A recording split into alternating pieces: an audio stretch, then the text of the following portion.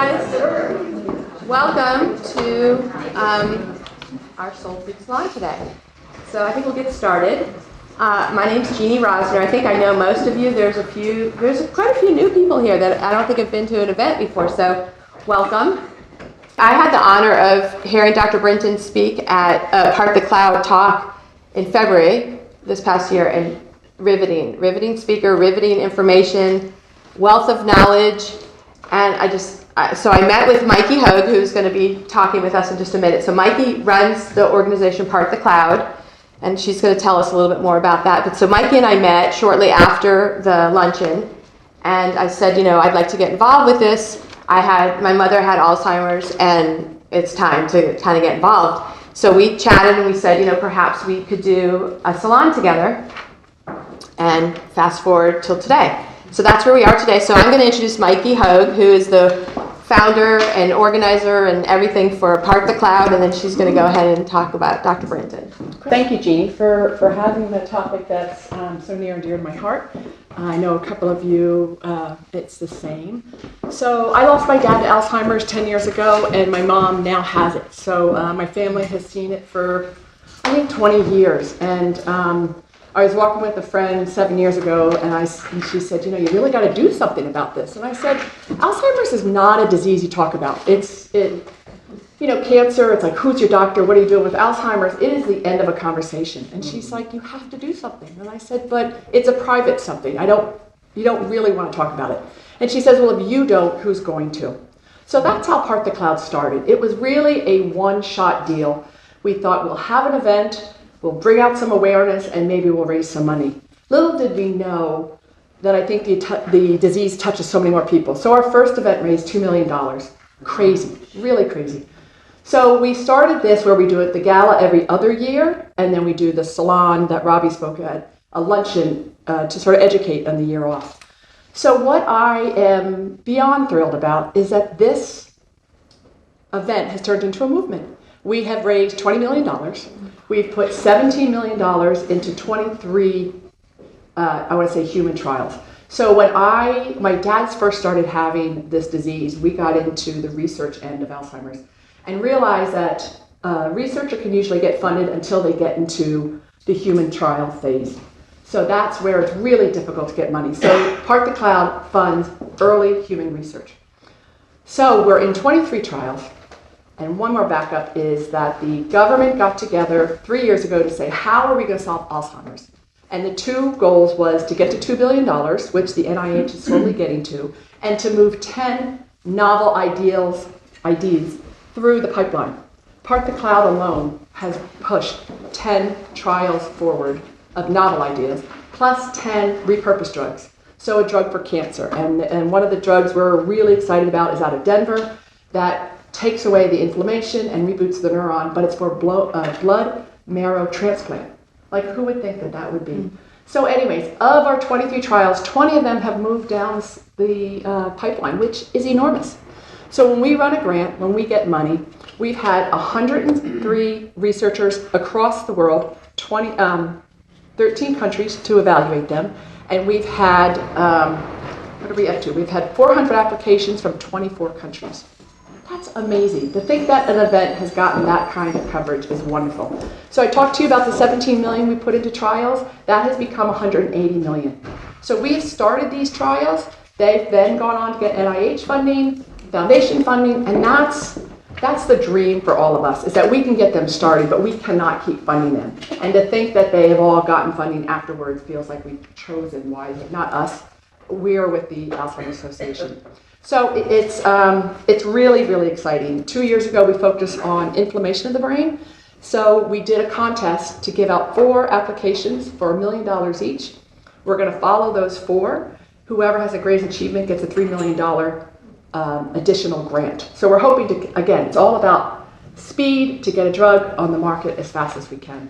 And our next challenge we're running for this gala is it's called Rescue. And it's reverse, restore, cease, and understand brain cell degeneration.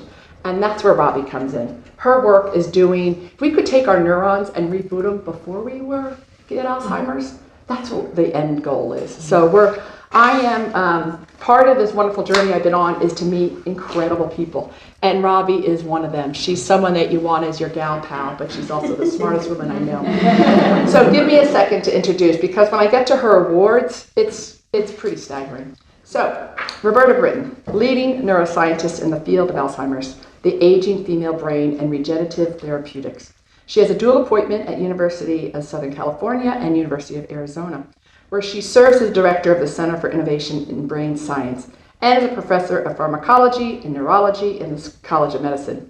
She's a prolific researcher, as well as an educator, who led the USC Science, Technology, and Research Program, which allowed 650 inner-city students to work at USC research labs to learn science through hands-on science research. Dr. Brinton, here we start on this, has received many honors for her work. She was awarded Scientist of the Year by the Alzheimer's Drug Discovery Foundation, Woman of the Year from the California State Senate, Science Educator of the Year by the Society of Neuroscientists, Los Angeles Magazine's Woman of the Year, and USL World Report 10 Best Minds for her outstanding work promoting stem cell career among students of color. President Obama presented her with one of the nation's highest civilian honors, the Presidential Citizens Medal. Wow. She is currently the lead researcher for a 5-year, $10.3 million grant from the NIH on aging and to study women's issues of why women are disproportionately affected by Alzheimer's disease. Please allow me to introduce you.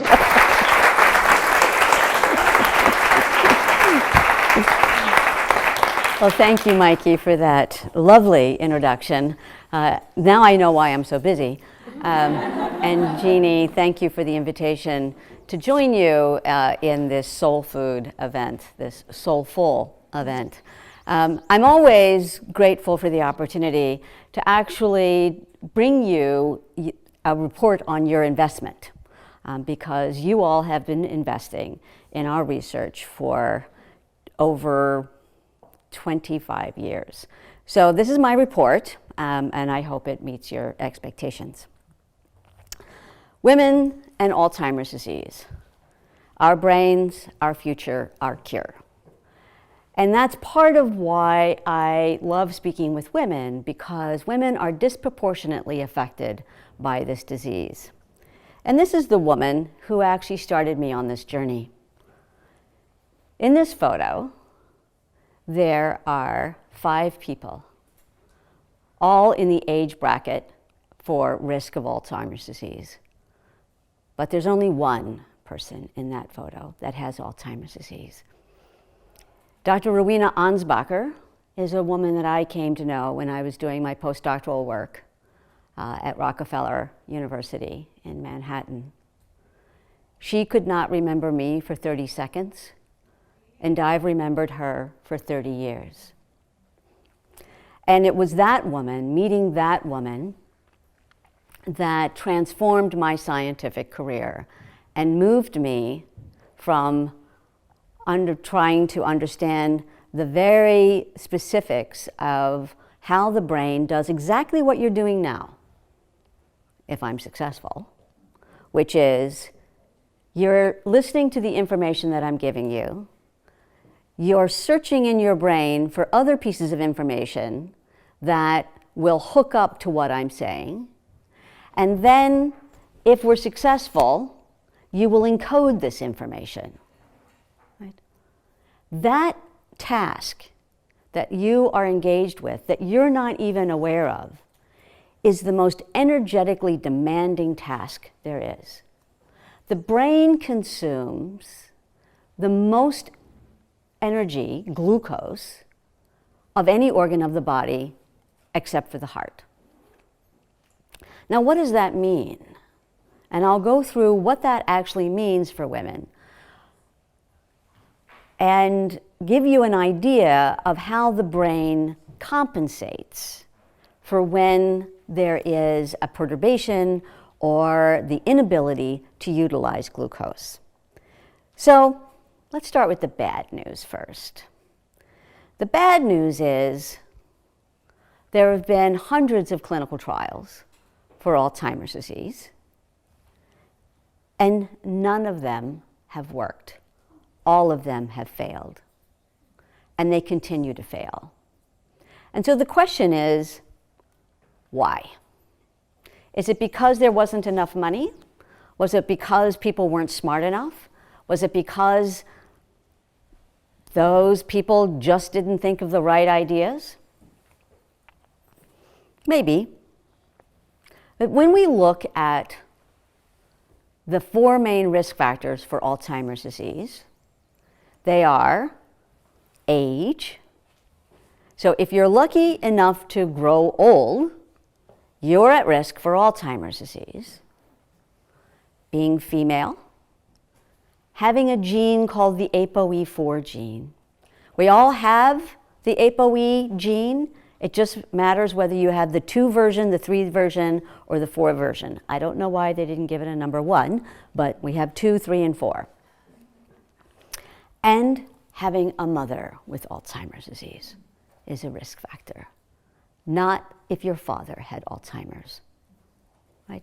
So your risk of developing Alzheimer's disease is not increased if your father had Alzheimer's disease, but it is increased if your mother had Alzheimer's disease. So I like to talk about the lessons we've learned from the 67%. 66 or 7% of all people with Alzheimer's disease are women. 33% are men. The knee-jerk reflex to that is, oh, women just live longer than men. And that is indeed true. We do, on average, live longer by 4.5 years on average. That 4.5 years is not sufficient to explain why one sex is disproportionately affected by Alzheimer's disease. And so early in my career, I made the choice to actually try to understand what was happening in the brains of those people who made up 67% of all people with Alzheimer's disease. Right? So unlike most research in science, although things are getting much better now, instead of focusing on the male brain, we focused on the female brain. And focusing on that brain that's most affected, most at risk for developing Alzheimer's disease, has been an incredible treasure trove of scientific knowledge that we have translated into clinical trials. So, breathe deeply. Some biology. It's coming. Every cell has a sex. Every single cell in your body has a sex.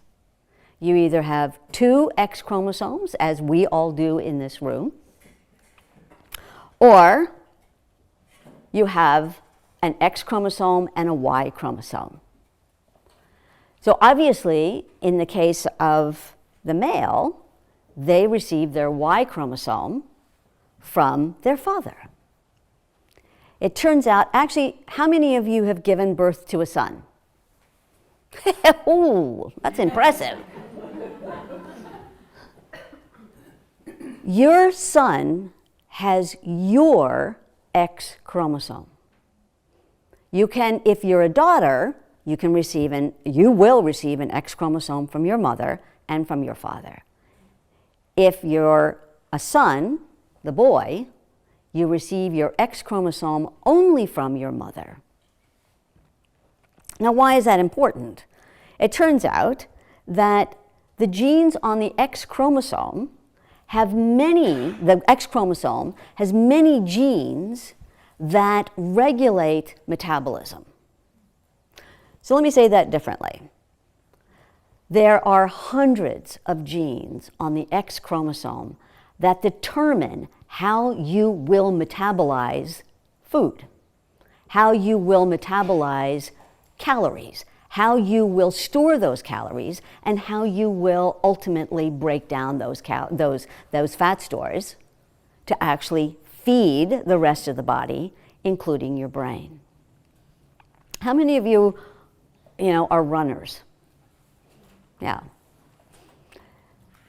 Your brain utilizes in about 5 seconds the same amount of fuel and energy that one of your legs utilizes to run a marathon. So why that is important is because your brain is an energy hog. And I'll come back to that. Okay, so I already told you that the X chromosome contains hundreds of genes that regulate your metabolism. There's another source of DNA. So how many of you are familiar with nuclear DNA? Okay. Okay, this is good. This is good. That's why you invite me into the room. I'm assuming that everybody's heard of DNA. Okay, good. Genes, we're good? Okay. So there are two compartments of DNA. The one that we think most about are the ones, is the nuclear compartment, the nucleus of the cell, right? And within the nucleus of the cell are all these chromosomes. And within all these chromosomes is DNA wrapped around this chromosome. Okay, located on this chromosome. There's another compartment that we rarely think about, which is mitochondrial DNA. Now, what the heck are mitochondria? Mitochondria have the sole purpose of actually generating your energy. So if you want to increase energy, rev up your mitochondria. Well, it turns out that we get our nuclear DNA from our mother and our father.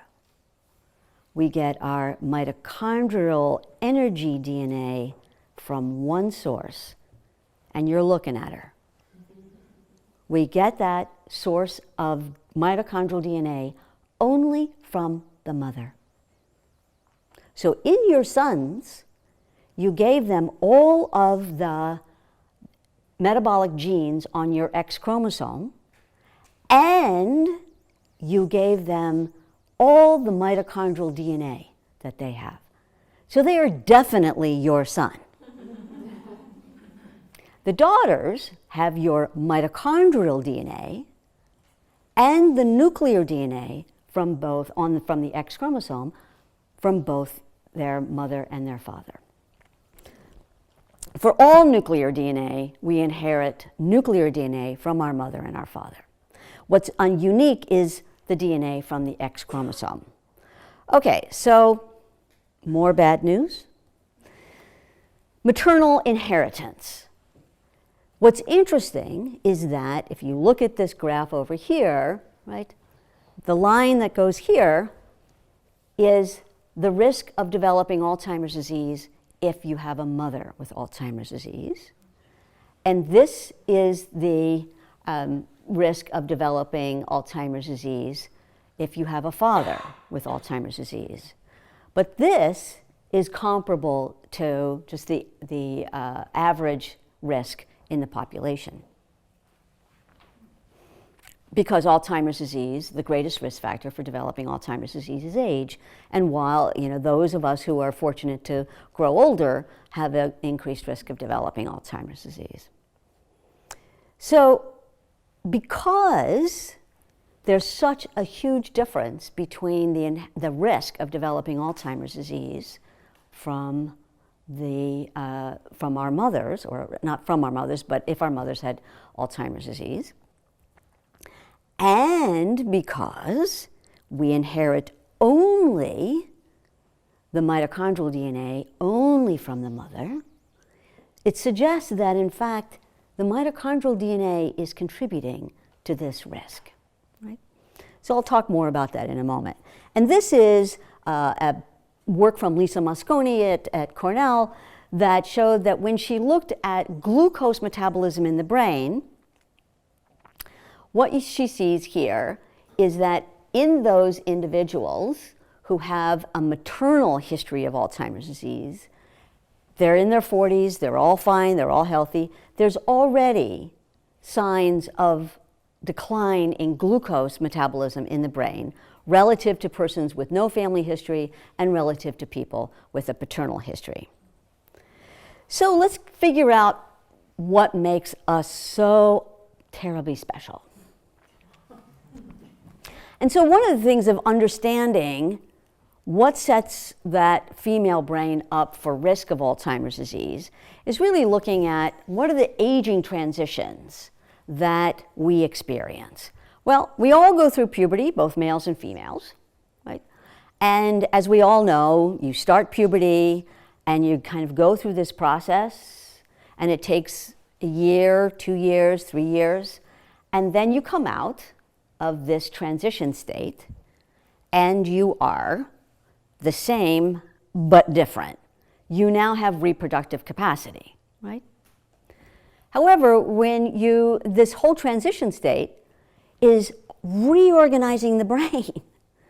We think about reproduction as being, a reproductive organ function, and it is to a certain extent, but it's all driven by the brain.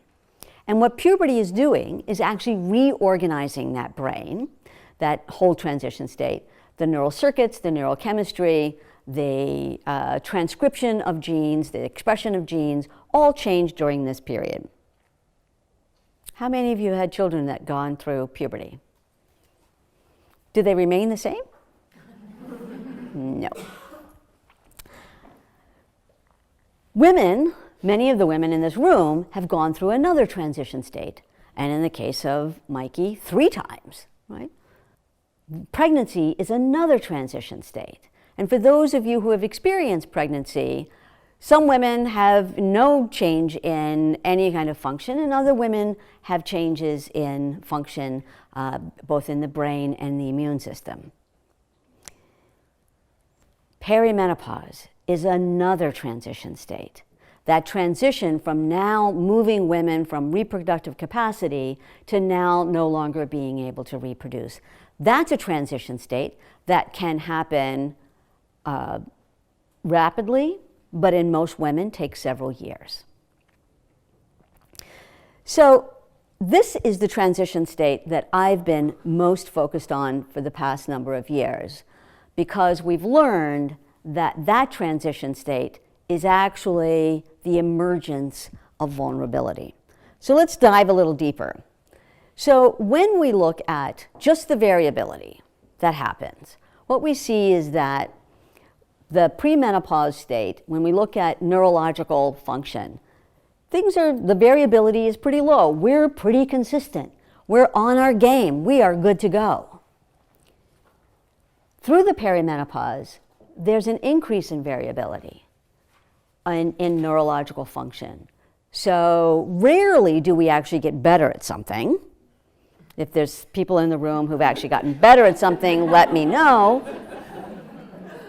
There's increased variability because we're going through this transitioning, and part of, again, transition states, these endocrine transition states, are restructuring the brain. They're going in and doing a renovation project. So how many of you have actually done a renovation project on your house?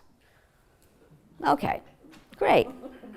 So 99% of the time, the renovation project is perfect. It's just beautiful. It's everything you actually dreamed of.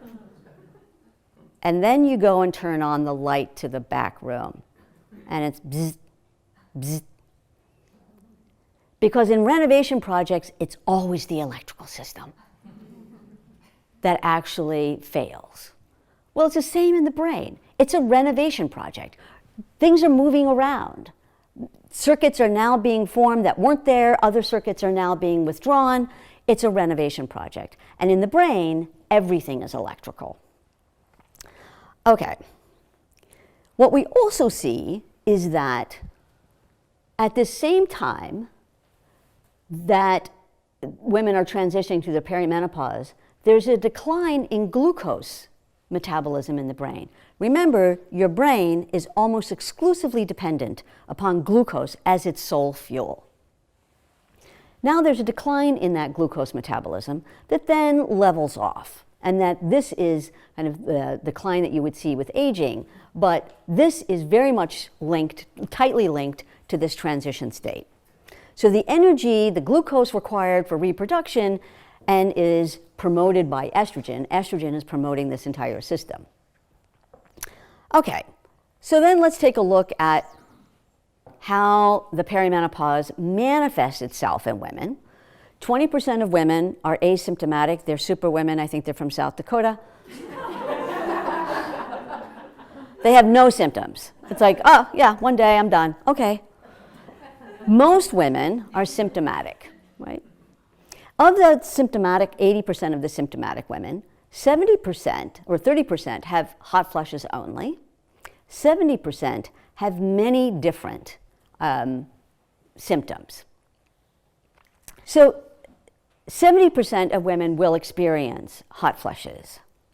And not only hot flushes, but cognitive dysfunction and insomnia, cognitive dysfunction, depression, and mood disturbances. Now, what does that have to do with reproduction? Nothing. It has everything to do with the brain. Right?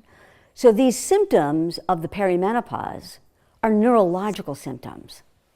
And this is what's telling us, oh, the brain is changing, and these circuits that were regulated, estrogen regulates all of these functions, and now the loss of estrogen actually can induce a disturbance in multiple systems in the brain.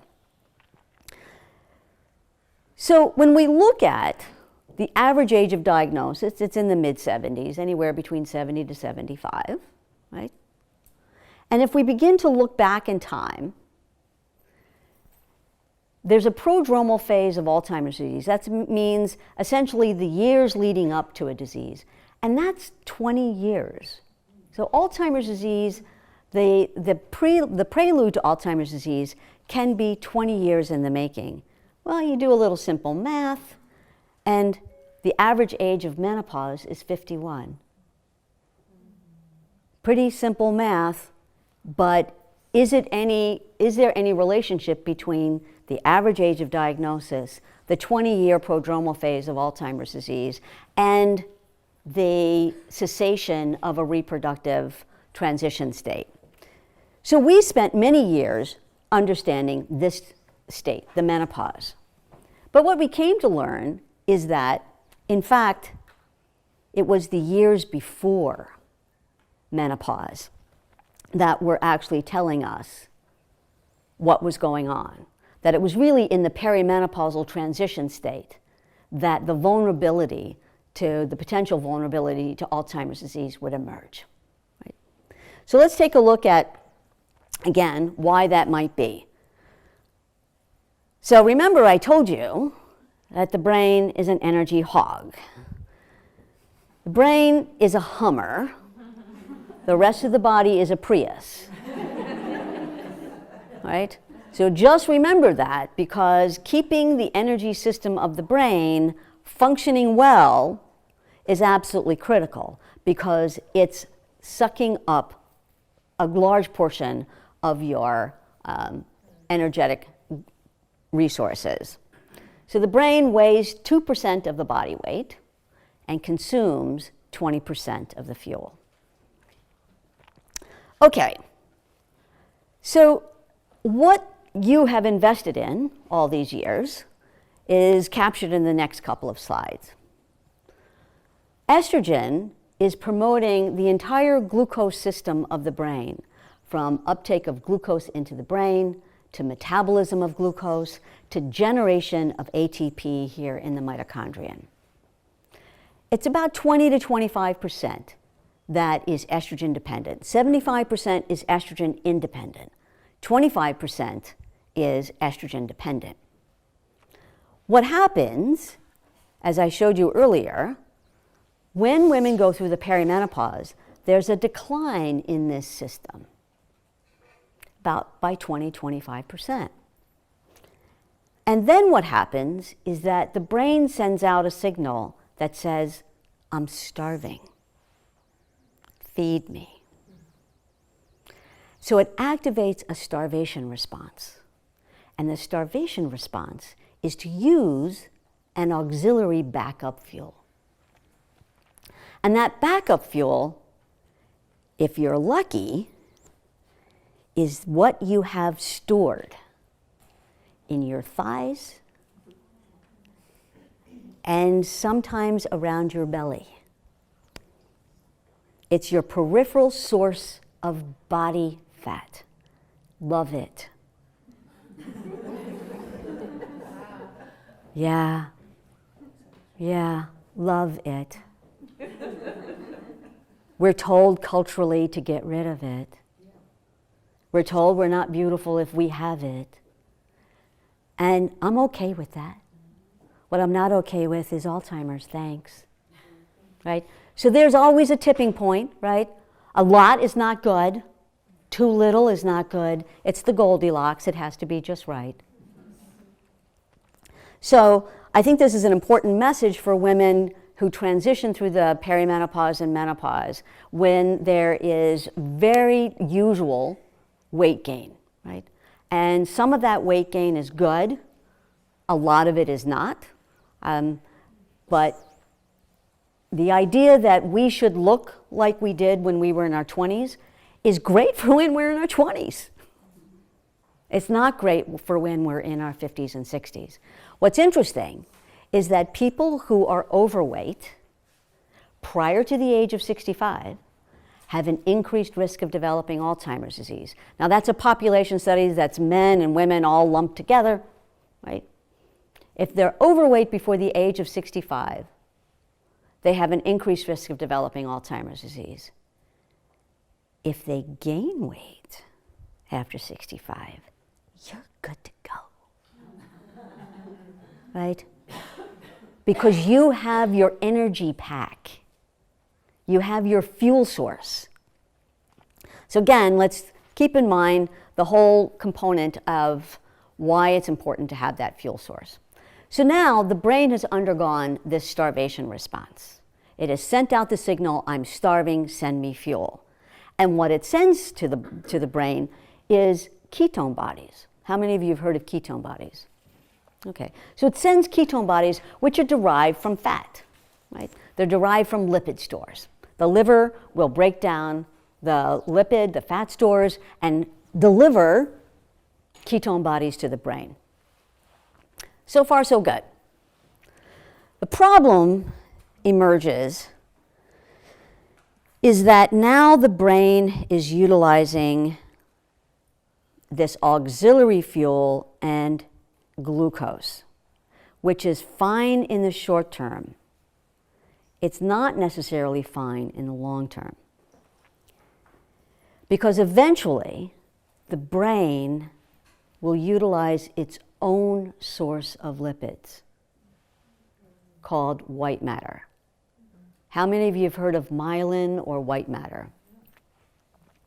So white matter, also known as myelin, surrounds the processes, the axons of nerve cells, and allows for those nerve cells to undergo very rapid communication, very rapid. So for example, I'm moving my arms, and that's all coming because I have white matter tracks from my cerebral cortex down my spinal cord and out to my hands, right? And I don't have to think about it. You know, I'm epigenetically Italian, so I just speak with my hands. I grew up in an Italian neighborhood, there you go. So how many of you have seen individuals with multiple sclerosis, right? So you know that people with multiple sclerosis are characterized by they can move, they just don't move well, right? And in the worst case scenario, they can't move, or they need, you know, kind of these mobile devices to get them around. The reason for that is because they're losing their white matter. They're losing their ability to move very effectively because these white matter tracks are degenerating. It turns out that when the brain is now utilizing for a period of time this auxiliary fuel of lipids, ketone bodies, that it puts the brain at risk because estrogen actually, while it has been promoting the glucose system, has been putting a clamp on utilizing ketone bodies. It's like you will use glucose as your exclusive fuel, and you will not use lipids and white matter as your fuel. Okay, so this was derived from our discovery science. Does this have anything to do with real people, women? Again, work with Lisa Mosconi at Cornell. We conducted an analysis in which we asked, do women and men differ? And do they differ relative to their endocrine status? So these are what you're looking at is glucose in the brain. And if there's no color, you're good to go. So here in the premenopausal state, there's no difference between men and women in their glucose utilization in the brain. When we look at women who are perimenopausal, what we begin to see, perimenopausal with symptoms, we begin to see that they are starting to show decline in the ability to utilize glucose, and that this is sustained in the perimenopause, just like we'd seen in our earlier laboratory studies. And now when we look at perimenopausal women relative to premenopausal, we begin to see that, in fact, they change. So here, when we look in the temporal cortex, another area of the brain, the precuneus and the frontal cortex, obviously in the front of your brain, we begin to see that perimenopausal women begin to show that modest decline, and that, like we'd seen in our animal studies, there's a decline, a pronounced decline in the menopause in each of these brain regions. And it's most pronounced in the frontal lobes, right? Now, why is that important? The frontal lobes are that area of the brain that undergoes what we call executive function. So essentially, looking at our ability to maintain and sustain information processing and complex information processing. And I'll tell you more about that in a moment. So that's the glucose piece. What about how the brain is changing structurally? Again, I'm sorry to say that this is a bad news story, but I am going to get to the good news. Yeah, I'm getting there. So in gray matter, as well as in white matter, but especially in this white matter, that's where we see the greatest change. We see the greatest change in the amount of white matter that is in the brain. It's declining. So that, I think, is the most disturbing component of our findings, and at the same time gives us a very good idea of what we need to target early on in this endocrine aging process. Moreover, what we see in these women who are in their 50s, and early 60s, is that their brains are already accumulating beta amyloid, one of the hallmark pathologies of Alzheimer's disease, right? So now what's also critical, and I'll come back to this on multiple occasions, is that we begin to see that it's really women who have the ApoE4 gene that are having the greatest difficulty here, right? And I'll come back to that. In our rodent studies, we see the same thing, that when we look at rats, these are rat brains, they're pretty exciting to some of us, and we look at how well their brains are taking up glucose. These are the females, these are the males, and this is when they enter into their perimenopause. This is when they've become menopausal, and you see now on their glucose uptake, the menopausal animals look like the humans, right? So there's a decline, and that this decline is sustained during aging. But look at the guys. The guys are unchanging, except that it looks like they're getting a little better at glucose uptake if they have the risk factor for Alzheimer's disease. It's like, what? So the point here is that, yes, it is true, Dorothy, women and men are in fact different in many ways. So now let's take a look at what fuels they're using. Well, if you look at the ApoE4 female, she's already declined in her glucose utilization. Look, and here she's substituting that glucose for ketone bodies, right? So her brain is in I'm starving. In the males, right, this is glucose, so there is a decline in the ApoE4 male in their glucose fasting, in their peripheral fasting. This is in the periphery. But look at the male and ketone bodies. He's not activating that, that compensatory auxiliary response. So we tried to figure out why this was happening. So this is biochemistry, but it's biochemistry that matters. Mitochondria, here we go again, mitochondria. Mitochondria, when the mitochondria has estrogen on board, how many of you have been on a subway system anywhere in the world, right? So you've all been on the express or the bullet train, right? That's estrogen. And estrogen makes mitochondria the express train for electrons to move down the electron transport chain and generate energy, ATP. When there is a loss of estrogen, right, it moves it to the local train. And by moving it to the local train, it still works, it's just not as efficient, right? And because of that, it's generating free radicals, hydrogen peroxide. That activates a whole signaling cascade that then leads to the breakdown of the white matter in the brain.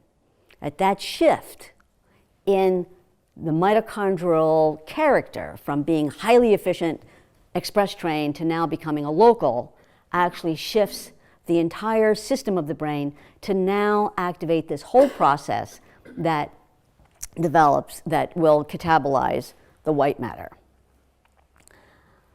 So what does this look like? So many of you have seen electron micrographs. Just, kidding. Yeah, doesn't it look like? So these are axons here, right? So these encircled compartments are axons. Actually, that's a mitochondrion there, that's a mitochondrion. So this was work done by a collaboration with our colleague at Mayo Clinic, Jania Chushina, and this is the myelin. This dark kind of line around the axons is the myelin. It's very compact.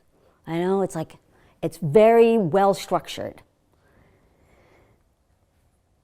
In the perimenopause, what we see is that this structure now becomes dysstructured. So it's losing its compactness, right?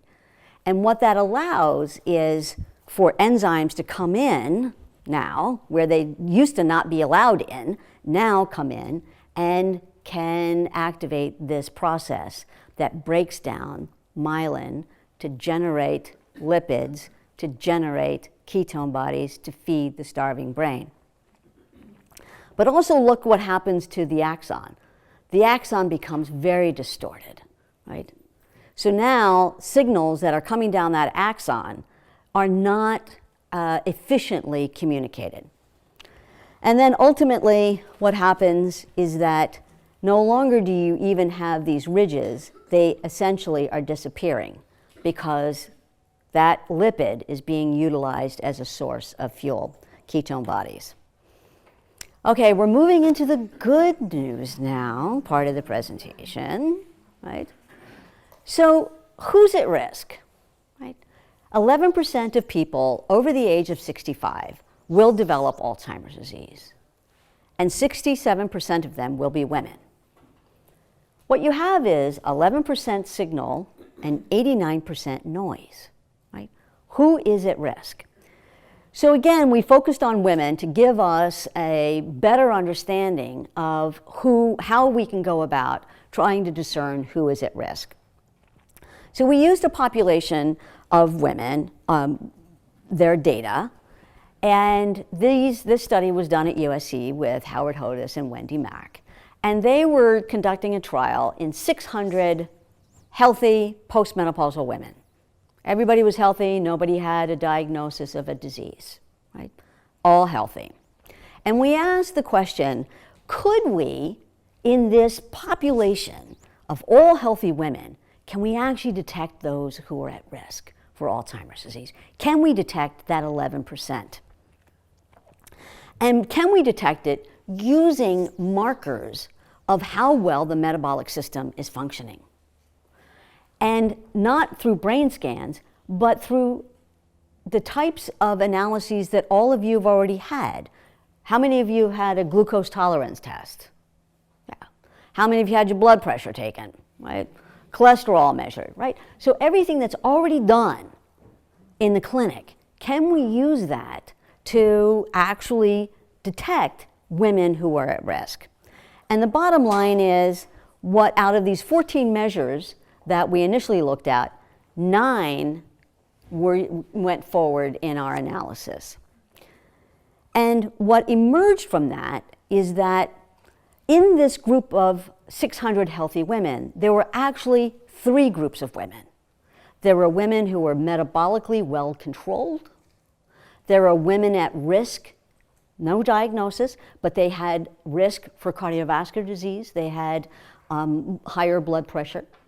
And there are women at risk for metabolic syndrome.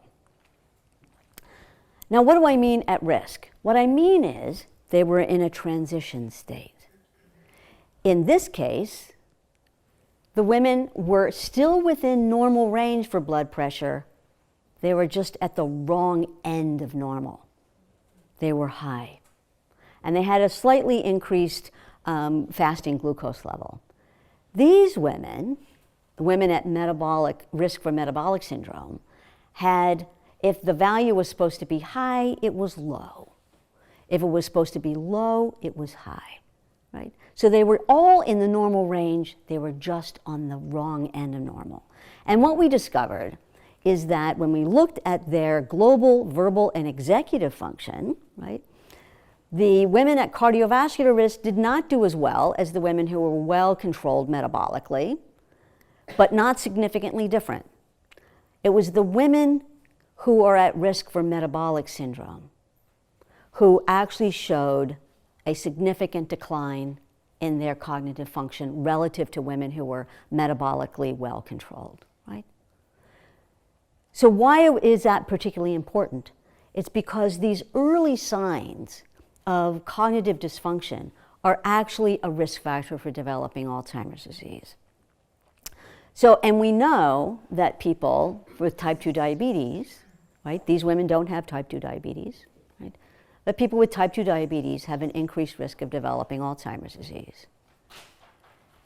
So this is where it actually becomes pretty interesting as well, because all these women who are driving this cognitive decline have the risk factor for Alzheimer's disease. What does that mean? Can you just, because I know what high blood pressure means. What does it mean to be poor metabolic? So it means, for example, you have a high fasting blood glucose level. It means you have high triglycerides. It means you have low high density lipoprotein, HDL. You have a higher LDL. There are multiple factors that are approaching dysregulation. Now, let's drill down on this. What I've told you is that in this healthy group of women, there are 3 groups of women: metabolically well controlled, women at cardiovascular risk, and women at metabolic syndrome risk. They're all women, they're all postmenopausal, but there's only one group that is really showing significant cognitive decline. They are women who are postmenopausal, at risk for metabolic syndrome, and have the ApoE4 gene. So they need 3 factors. They need 3 factors to put them in this risk category for cognitive decline, right? And that's the take-home message. One of the take-home messages is that one risk factor does not make Alzheimer's disease. Having a mother with Alzheimer's disease does not essentially mean you will develop Alzheimer's disease, right?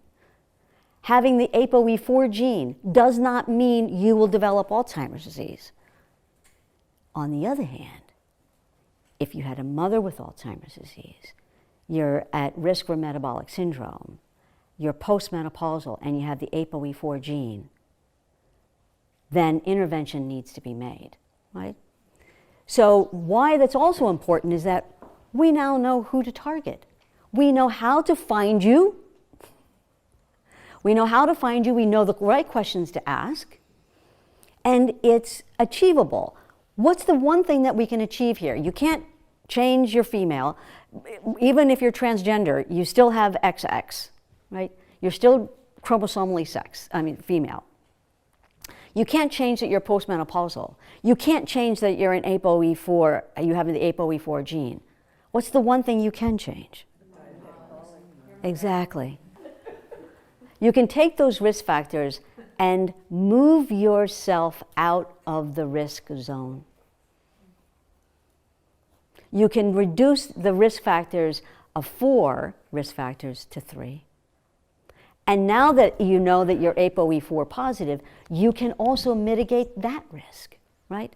By therapy, therapeutic intervention. So now you're down to 2, right? You're female, you had a mother with Alzheimer's disease, right? So it's likely that our mothers, nobody knew about really the ApoE4 gene, for our mothers. They didn't know about, the metabolic aspects, right? They didn't know a lot about how the brain is responding to estrogen and the loss of estrogen in the brain. So I think we're, from a hope perspective and a good news perspective, if we have the risk for developing Alzheimer's disease, now's the time. So the question is, what can we do now, right? So the paradigm has been moving discovery from the bench to the bedside. And what we've done is change the paradigm and go from the bedside from the human back to the bench. The first part of that was when we developed an alternative to estrogen therapy, because most women elect not to receive hormone therapy for the fear of breast cancer.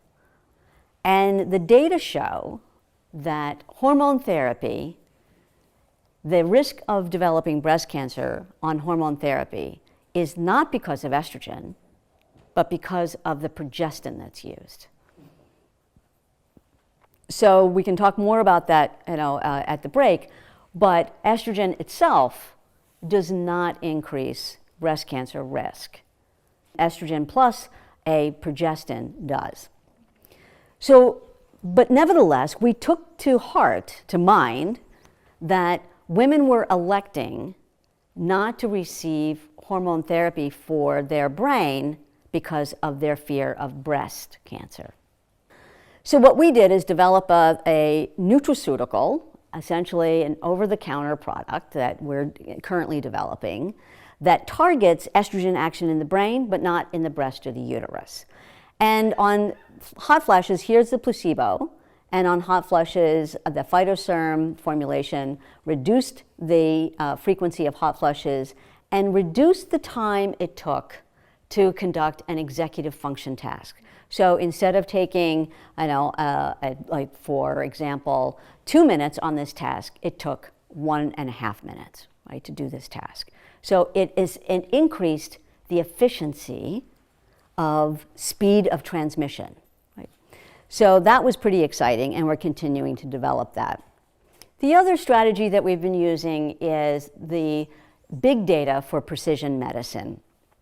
And outcomes of this research is not yet published and relatively new, but working with Dr. Ray Chang at Mount Sinai, we've been able to detect that, in fact, the female and male metabolome, that metabolic character of the female and the male, are quite different. The female is very lipid-based, and the male is very amino acid protein-based. Now, what does that mean? Females are lipid storers, right? We have to be, because we are responsible for generating and sustaining the species and feeding that next generation, right? A high lipid diet and through breast milk. And it turns out that that biology continues out throughout our lifespan, and that the male is more of a muscle protein biology. Now, what does that mean? That means that if we want to feed the brain, it's going to be a different intervention, dietary intervention for females and males. There are differences in responses to drugs, right? I think we all can appreciate that, and work that we recently did showed that in response to statins, statins had a beneficial effect in both women and men in reducing the risk and the incidence of Alzheimer's disease, in both women and men, in women and men of Caucasian non-Hispanic heritage, in women and men of Hispanic Caucasian heritage, and in women of African heritage, but not men of African heritage, right? So we looked for both sex differences and race differences. And the reason I bring this up is that, again, in our therapeutic approach, we will have to take into account both sex and our genetic ethnicity.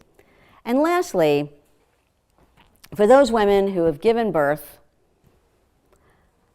we are developing the first regenerative therapeutic based on a molecule that you made lots of during the 3rd trimester of your pregnancy.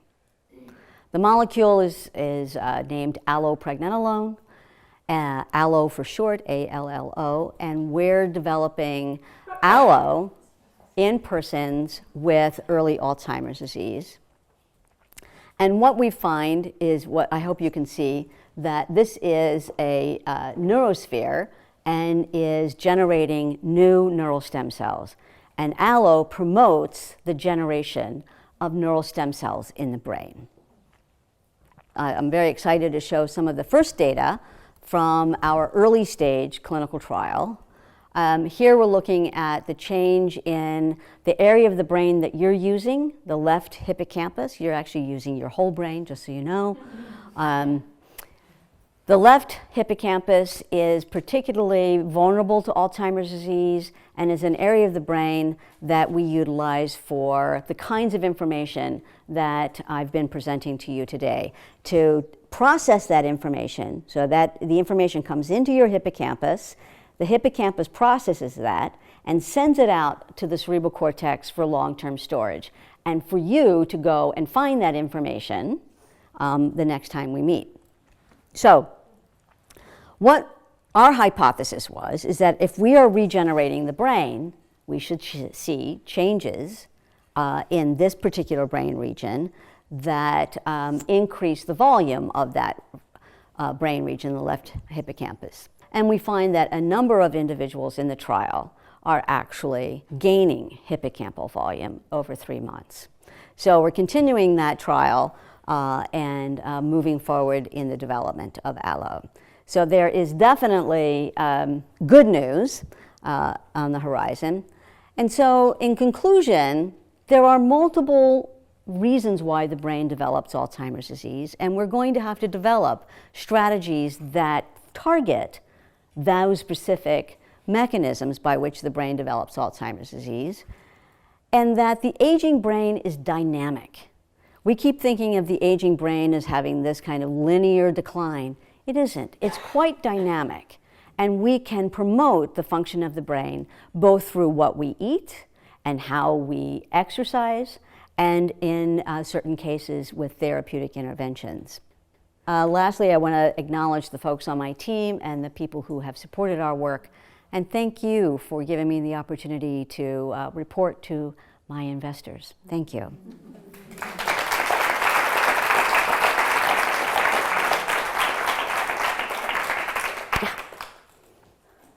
Yeah. A question about, since estrogen you were saying causes us to use glucose and not the ketones. Should, during perimenopause, we be on the pill? And to this other person's point, and what you were saying about HRT, after menopause, should we be on HRT? If you're at high risk. So, So the pill at perimenopause, you would think would, during that phase, the 20% decline might not happen. so it's a good question, right? And your question before is very pertinent. So again, I think we're in the age of precision medicine for women, right? And for those of you who have ever taken oral contraceptives or hormone therapy, we are a part of an experiment. It's just not controlled, but we are in an experiment. And so that really requires us to be our own, if you will, biomarkers and have a better understanding and detection of our own biology. So for example, those women from South Dakota that go through perimenopause and have absolutely no symptoms, I would suggest that they are not appropriate candidates for hormone therapy. They don't need it, right? The women with symptoms may in fact need it, right? And the more the symptoms, the more likely that they require estrogen intervention, right? For the use of oral contraceptives during the perimenopause, again, it's a reasonable suggestion. The question I would have is, what's the best formulation? What's the best dose? And at this point, the way to determine that is to take it, right? And then monitor our own kind of outcomes. I think in the future going forward, there should be a much more reasoned approach to what is best, right? So what is best in terms of the oral contraceptive? What's the best formulation for you? What's the best route of administration for you? What's the best hormone therapy formulation? Because there are many different.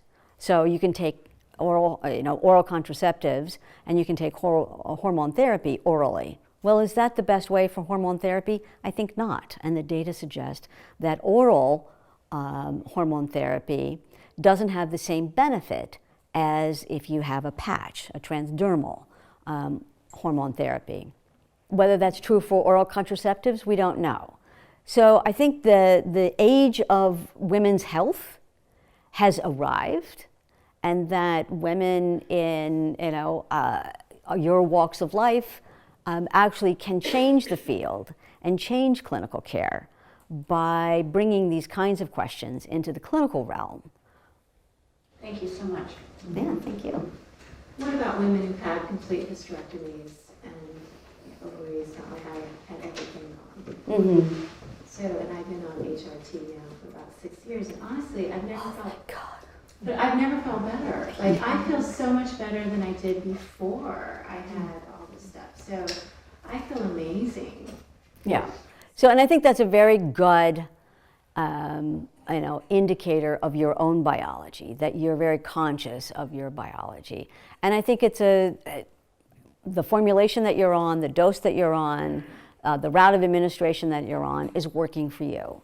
That you are, in fact, your own experiment, right? So, and I'm glad that you are, because it's likely very beneficial for you. Mm-hmm. Something else that you said about fat stores and that your body then goes into in layman's terms, because it attacks the brain.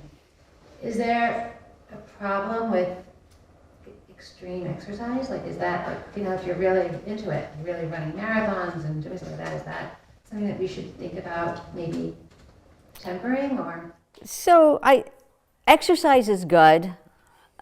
It's really good. Exercise is a whole body therapeutic. When somebody figures out a way to create, yeah, and I don't even mind exercising. I just want, the intervention that creates the I must exercise, right? And so, in terms of running marathons and kind of extreme athleticism, having a well-controlled metabolic system is good for the brain. Having a vascular system that delivers the fuel to the brain that is not clogged, right, but that is actually open fuel delivery system is good for the brain. Your vascular health determines your brain health, right? It's simply because it's a fuel delivery system, right? And so in that regard, exercise, whether extreme or not, is a good idea. And again, I think if exercise, to a great degree, serves your biology, that's your biology, right? I think women who, for example, are young women who become anorexic and amenorrhea, they no longer have their periods. That's probably, their bodies have shifted in. The reason why women, extreme athletes, can have a loss in their menstrual cycle is because the energetic demand of this exercise is sufficient to reduce the probability that that energy is going to have to be used for reproduction. So the brain is making this decision. It's like, well, you're running like a maniac, and I'm not sure, the biological system doesn't really care why, what's the reasoning behind it. It just cares about the energy output. So now that energy output has to be given to muscle, it has to be given to organ systems to regenerate itself, because it's overtaxed in terms of the energy demand. Yeah, so yes. Yeah. You spoke about glucose as the energy for the brain. And of course, in society now, sugary beverages and things that are sugar and glucose, are on the bad list. So what is the difference between that glucose and the other glucose, or is there any difference?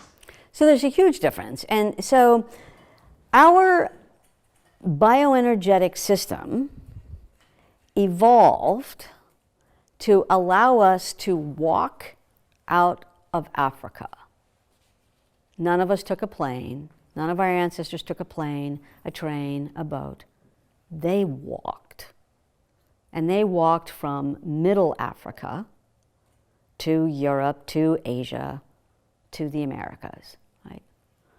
And then you think about the amount of food that they had. This is a great example. There it is. And not for lunch. This is breakfast, lunch, and dinner. Because whatever you found, whatever you could find, whatever you could beat to a pulp to eat is what you had for the day, right?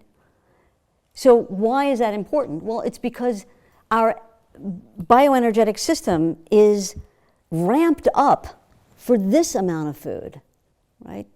Not this amount of food, right? So obviously there is, if you will, a food response curve, like a dose response curve. Too little is not good, and way too much is not good, right? Again, the Goldilocks effect. It has to be just right. So the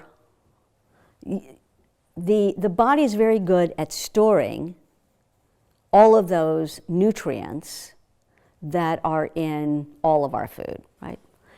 And it will store it and store it and store it and store it and store it because, you don't know. Tomorrow there may not be even that. And in a week, in a month, because, again, the system does not know and does not care why you're having so much food. It just knows that to keep you alive, I'm going to store it, right? And not realizing that the abundance is never going to end, right? So, to your point, overconsumption of glucose is as harmful to the brain as low consumption of glucose, right? And that what happens is that the brain, as well as other organ systems, become resistant to insulin. Insulin drives glucose into cells. And now insulin resistance means that glucose is no longer going into cells, it's sitting in the blood, right? And the first organ to actually be affected with insulin resistance and type 2 diabetes is the brain, right? Because you do not want insulin resistance building up in your brain because your cells in your brain are very dependent on that glucose, right? You had a question. Curious, thinking about the brain's wanting to use ketones at a certain point, perhaps. Any thoughts about a ketogenic diet for early onset Alzheimer's or even at-risk populations? I mean, it's hard to keep up, but... Yeah, so, and it's again, it's a very good and reasoned question that, you know, can we now intervene? And what I would propose is that based on our latest data, that a ketogenic diet may have different levels of success in women versus men, right? And again, it depends upon, you're talking about early intervention. Well, when, right?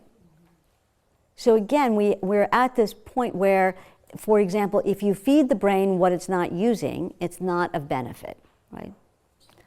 Versus if you feed the brain what fuel it's using, you can potentially spare, the hypothesis would be you could spare your white matter if you just gave the brain what it was trying to use.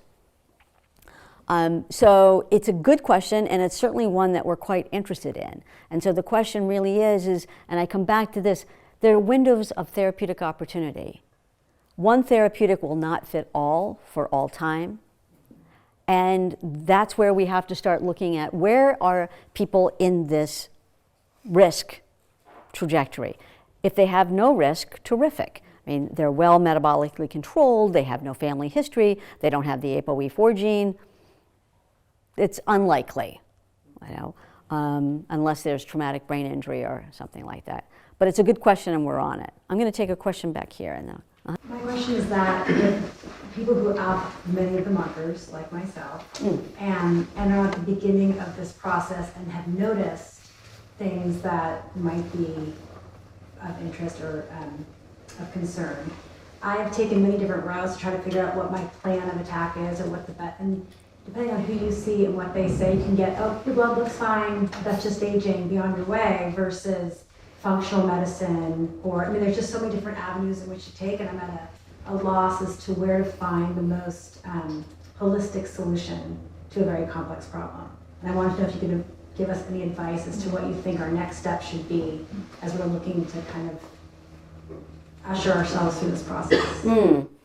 There are no, to my knowledge, right? So there are no holistic centers for health in this regard. There are lots of experts. That's a difference than there's a holistic approach. And again, we're at the age of precision medicine, you know, and it's going to take less time than we might imagine because much of this is driven by computational capabilities and big data. That said, it's fantastic that at such a young age, you are becoming aware of your own biology, right? And that seeking ways to intervene in that biology. I would recommend, if it's appropriate, if you're symptomatic, I know estrogen therapy, a transdermal estrogen therapy. Now, estrogen, I can tell you from my own personal experience, estrogen therapy does not mitigate the effects of sleep deprivation. Sleep deprivation trumps estrogen. You know, would that it were different, but there it is. You know, so again, what's interesting when I think about aging, right? I think about aging as we can still do everything we used to do, it just costs you more. Yeah, it hurts more, it costs you more. Yeah. And what's very, and your point is that that's what is indicative of a transition state. It takes longer to recover, right? It's slower to recover. And typically the recovery does not come back to, the pre-insult state, right? It's a different state, right? So again, I think what's very important is that we have the consciousness that you're talking about. Wait a minute, I have multiple risk factors. I need to intervene early, and I need to be conscious of where are my points of vulnerability, right? Because in my 20s and 30s and 40s and even maybe my 50s, but maybe I'm being delusional, I could go well without sleep. It wasn't required. But what served us, in our 20s and 30s and 40s is not going to serve us in our 50s and 60s and 70s. And that's, and then we are at the point where we have many of these questions, we have the knowledge, and you're pointing out the gap, right? So where can we all go, not only the women in this room, but more generally, where can we all go where we can have that personalized medicine? And many of us are turning to the internet to address that question, right? So what is the internet telling me?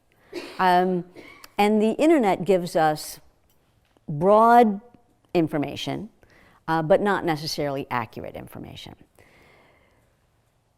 All of this to say is, I think, and I've stated earlier, that I think women of the means and the intelligence of women in this room can move the needle forward, right? Move that needle forward on the clinical realm, becoming more of a precision medicine realm, right? That your specific biology actually is important. It's critical because there's only one of you, really. I'm an identical twin. And still, we're different, right? So, and why I encourage you in this, in each of your endeavors with the clinical world, is because as you in this socioeconomic world, push the clinical world, that world is going to evolve. When you teach medical students, when we interact with medical students, you're pushing that world forward, and that movement forward in that world will impact many more people, many more women than yourself. But it's incumbent upon us to actually move the needle.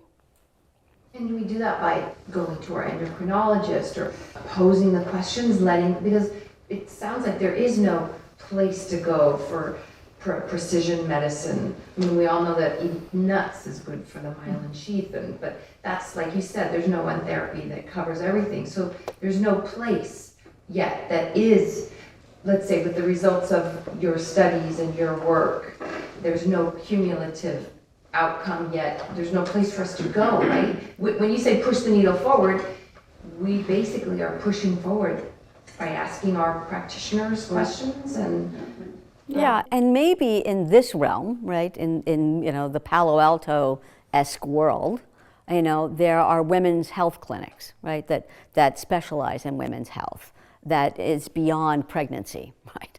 And I think in many respects, those kinds of clinics have the potential. I mean, I frankly just don't know of one, right? I wish there were one for me. But essentially, it's going viral, right? Because if you find that right clinic, you're telling your friends, and your friends then are going to that physician and telling their friends, right? And then they become a model. So I don't have you can go to this, specific place. We have to be the engines of our own innovation. Yeah. I was going to say, I suffered from very bad perimenopausal for 3 or 4 years. And then when the wheels started falling off the bus, I luckily came down. I started going to the path of going to see an endocrinologist. because I found out I had osteoporosis and all this and the lack of sleep and all the other things, tremendously itchy skin, I mean, all these things would just keep me up, whatever.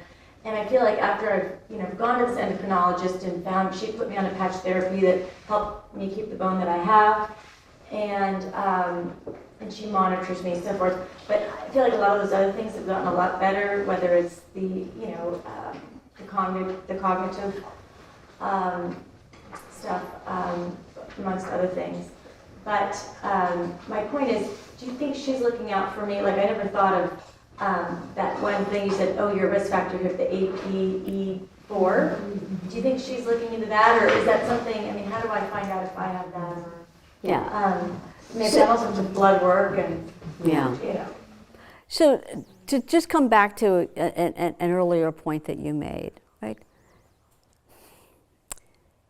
It's very interesting. I don't know, it must be 10 years ago now.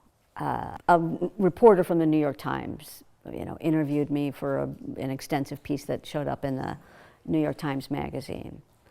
And unbeknownst to me, this is a story relevant to what you're saying, is unbeknownst to me, they were going to release the story early and post it online on Wednesday, and then it would appear in the Sunday Times. But I had no idea that this would be associated with a blog, and there would be all these comments, and it's like, as a scientist, we're not necessarily, kind of out there people. And it was so interesting, the number of women who shared the same story, comparable story, of how disruptive that perimenopausal transition was for them. And the number, not equal, but a smaller number, of women who wrote in and said, just buck up. Right? Yeah, well, no. Yeah. But the point being is, I'm glad you didn't just buck up, right? Because I think culturally, certainly I think in our mother's generation, it's the change, buck up, right?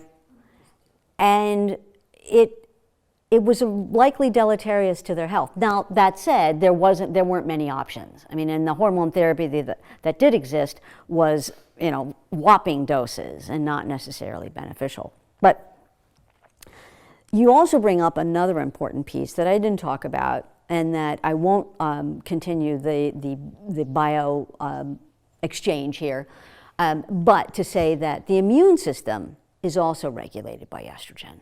And this perimenopausal transition is a time when many women will develop what's called autoimmune diseases, Hashimoto's, kind of thyroid problems, arthritis. Do you know that rheumatoid arthritis, when I say almost exclusively, I'm talking 95% of everyone with rheumatoid arthritis is female. Yeah. It's almost exclusively female. Multiple sclerosis at the age of menopause. Men will develop multiple sclerosis. They can develop.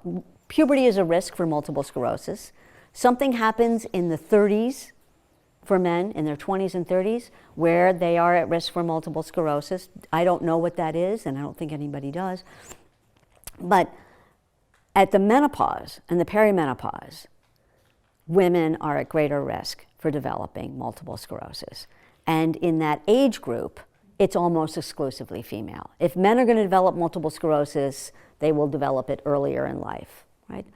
So the immune system, your skin, and kind of these, I know that, for me, intolerance to, for example, lactate emerged during the menopause, right? That I can no longer, have cow-related cheeses, but that hasn't helped. That hasn't stopped me having sheep and goat. So, but your point is a very good one. So the way that if you want to find out if you have the ApoE4 gene, right, you can utilize 23andMe, and 23andMe will report whether you have the ApoE4 gene or not. What I would say is remind you again that having the most people with the ApoE4 gene do not develop Alzheimer's disease. They don't, right? It's when you start adding up the risk factors, right? So that's what we see in women. It's when you're loading up the risk factors, right, that the ApoE4 gene now comes into play. It is a risk, but it is not a determinant, right? Yeah. At our lecture, we talked about vitamin D and fish oil. Mm-hmm. Can you just go through real quick why it's so good, and I remember you said to take it at night. So one of the things that I've been very impressed at is the anti-inflammatory action of vitamin D, right? So one of the things that happens early in this transition state of the perimenopause, and then later in the menopause, is this activation of the inflammation system, and it's this low-grade inflammation. I know, it's just this constant low-grade inflammation. It's like you're a little sick, but you're not really, right? You're not sick enough to stay home, but it's like, oh, I'm tired, you know.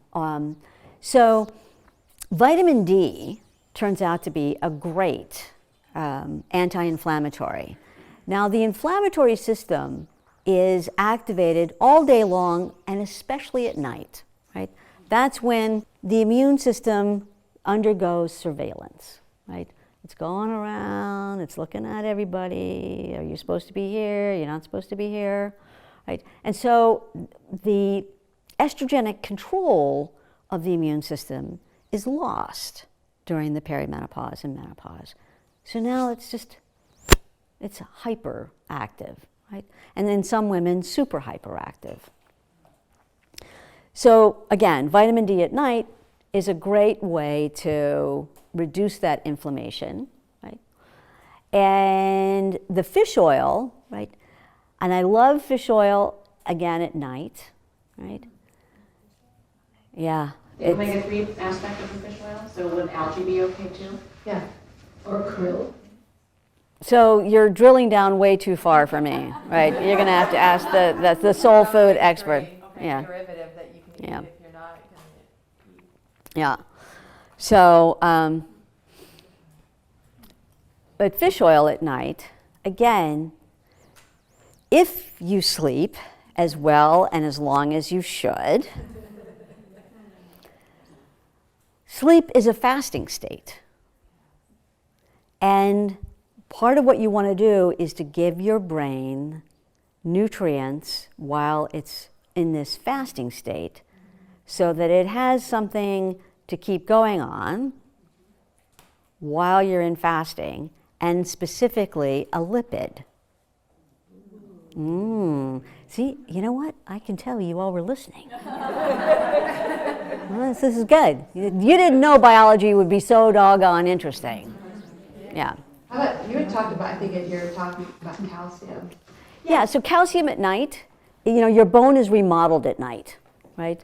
So you need to take the calcium at night, right? You know, give it the building blocks. Yeah. So I have gone through menopause and everything else. I was on HRT, took it off, but I do have an autoimmune problem. I have Hashimoto's. I do have arthritis. And so my question would be, would it be advantageous at this particular point to take HRT again? I don't need progesterone. All I would need is estrogen. So that's obviously so let me just, a disclaimer here, right? I am not a physician. I'm a woman just like you, right, who has done a fair amount of scientific research around women and aging, right? So based on that I am not a clinician, you know, part of that would be essentially doing the experiment for yourself, right? And I would not take oral, yeah, and determining whether it actually is benefiting you. I think vitamin D would help. Yeah. Yeah. So the other thing is you can't take vitamin D in a tablet. Yeah. It has to be in an oil. It's not absorbed very well in a tablet. It is in a soft gel. Yeah. So it has, oil. And then this is probably,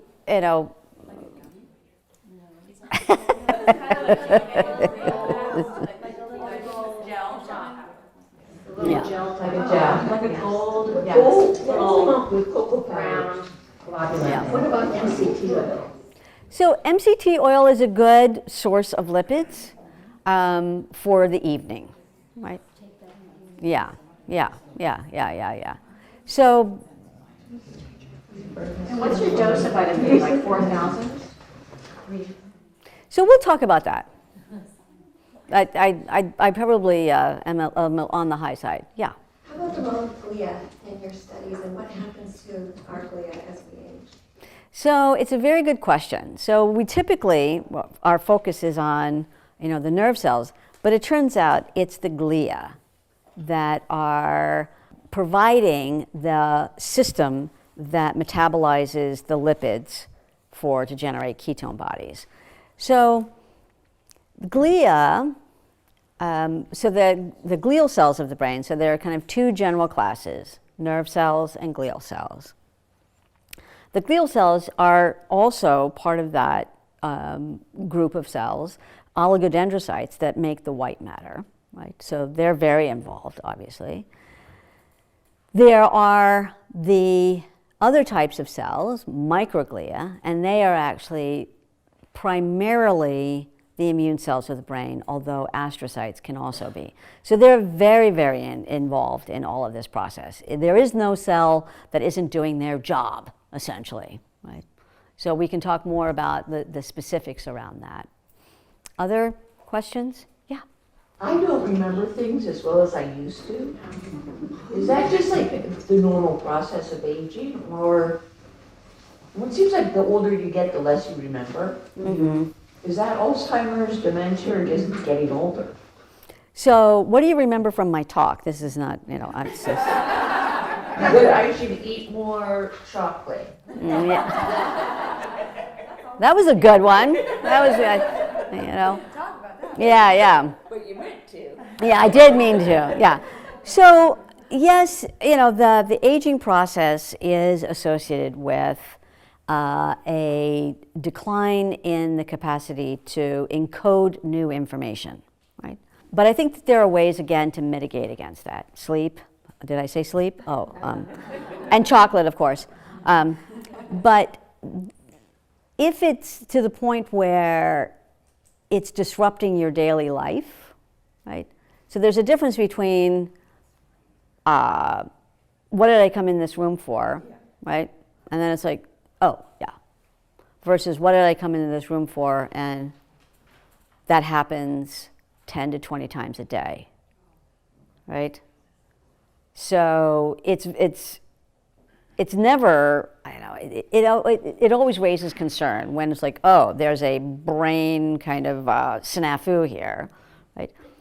But the recovery, right? So, and the number of times that it happens during a day. And whether, basically there's an annoyance or actually interfering with your daily life, right? You had a question. At the beginning you said we don't get better at things, right? And then you said it isn't a decline, that the brain is dynamic. So it almost feels like there's almost like a band where you're at, and you're not necessarily declining, there's that dynamic component. Is that what you're meaning, that you can actually mitigate for whatever is happening? Yeah, so again, and I think it's a very good point and a great point to end up on, is that we can actually modify our aging process. We can do this, right? And we can modify it. We know very well that you can modify it to be deleterious, right? To have harm. But we can also modify it on the positive side. Exercise, reasonable amount of exercise, not necessarily, the extreme exercise, but exercise, moving. So for example, for me, right, as I mentioned before, I am not one of these people that can go to the gym and, spend all of that time. Right?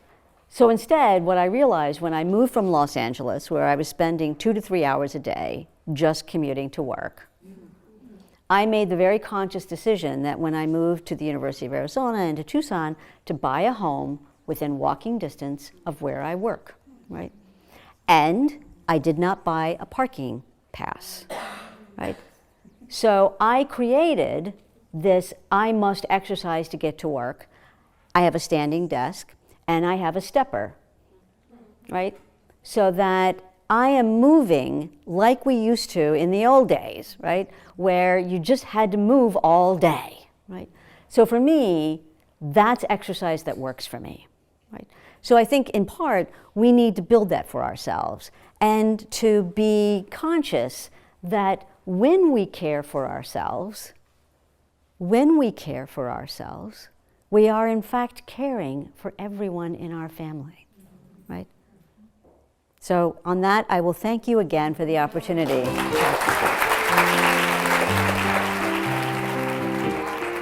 Oh, my pleasure, my pleasure.